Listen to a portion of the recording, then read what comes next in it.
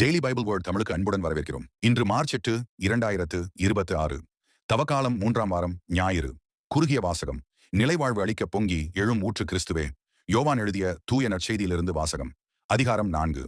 இறை வார்த்தைகள் 5 முதல் 15, 19 பி முதல் 26, 39 பி மற்றும் 40 முதல் 42 வரை. அக்காலத்தில் இயேசு சமாரியாவில் உள்ள சிக்கார் என்னும் ஊருக்கு வந்து சேர்ந்தார். யாக்கோபு தம் மகன் யோசேப்புக்கு கொடுத்த நிலத்துக்கு அருகே அந்த ஊர் இருந்தது. அவ்வூரில் யாக்கோபின் கிணறும் இருந்தது. பயணத்தால் களைப்புற்றிருந்த இயேசு கிணற்று ஓரமாய் அமர்ந்தார். அப்போது ஏறக்குறைய நண்பகல். அவருடைய சீடர் உணவு வாங்குவதற்காக நகருக்குள் சென்றிருந்தனர். சமாரிய பெண் ஒருவர் தண்ணீர் மொள்ள வந்தார். இயேசு அவரிடம், குடிக்க எனக்கு தண்ணீர் கொடும் என்று கேட்டார். அச்சமாரிய பெண் அவரிடம், நீர் யூதர், நானோ சமாரிய பெண், நீர் என்னிடம் குடிக்க தண்ணீர் கேட்பது எப்படி என்று கேட்டார். ஏனெனில் யூதர்கள் சமாரியரோடு பழகுவதில்லை.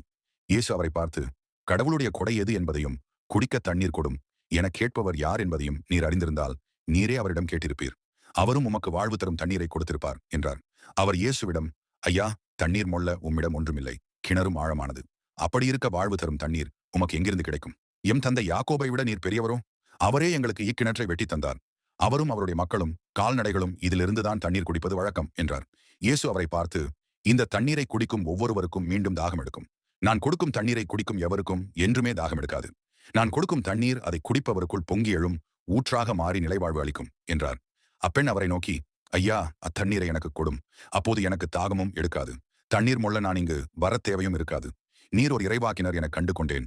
எங்கள் முன்னோர் இம்மலையில் வழிபட்டு வந்தனர். ஆனால் நீங்கள் எருசலேமில் தான் வழிபட வேண்டும் என்கிறீர்களே என்றார். இயேசு அவரிடம், அம்மா, என்னை நம்பும். காலம் வருகிறது. அப்போது நீங்கள் தந்தையை இம்மலையிலோ எருசலேமிலோ வழிபட மாட்டீர்கள். யாரை வழிபடுகிறீர்கள் என தெரியாமல் நீங்கள் வழிபடுகிறீர்கள். ஆனால் நாங்கள் தெரிந்து வழிபடுகிறோம். யூதரிடமிருந்தே மீட்பு வருகிறது. காலம் வருகிறது. ஏன் வந்தே விட்டது. அப்போது உண்மையாய் வழிபடுவோர் தந்தையை அவரது உண்மை இயல்புக்கேற்ப உள்ளத்தில் வழிபடுவர். தம்மை வழிபடுவோர் இத்தகையோராய் இருக்கவே தந்தை விரும்புகிறார். கடவுள் உருவமற்றவர். அவரை வழிபடுவோர் அவரது உண்மை இயல்புக்கு ஏற்ப உள்ளத்தில்தான் வழிபட வேண்டும் என்றார். அப்பெண் அவரிடம், கிறிஸ்து எனப்படும் மெஸ்ஸியா வருவார் என எனக்கு நான் தெரியும்.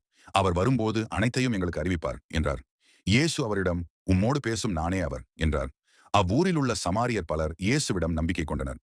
சமாரியர் அவரிடம் வந்தபோது அவரை தங்களோடு தங்குமாறு கேட்டுக் கொண்டனர். அவரும் அங்கு 2 நாள் தங்கினார். அவரது வார்த்தையை முன்னிட்டு இன்னும் பலர் அவரை நம்பினர். அவர்கள் அப்பெண்ணிடம், இப்போது உன் பேச்சை கேட்டு நாங்கள் நம்பவில்லை. நாங்களே அவர் பேச்சை கேட்டோம். அவர் உண்மையிலே உலகின் மீட்பர் என அறிந்து கொண்டோம் என்றார்கள். இது ஆண்டவரின் அருள்வாக்கு. இறைவா, உமக்கு நன்றி. தினசரி நற்செய்தி வார்த்தைகளுக்கு daily Bible words Tamil channel subscribe பண்ணுங்க. இந்த வீடியோவை லைக் செய்யவும், ஆமேன் என்ற வார்த்தையை பதிவு செய்யவும் மற்றும் உங்கள் நண்பர்கள் மற்றும் குடும்பத்தினருடன் பகிர்ந்து கொள்ளுங்கள். கடவுள் உங்களை ஆசீர்வதிப்பாராக. ஆமேன்.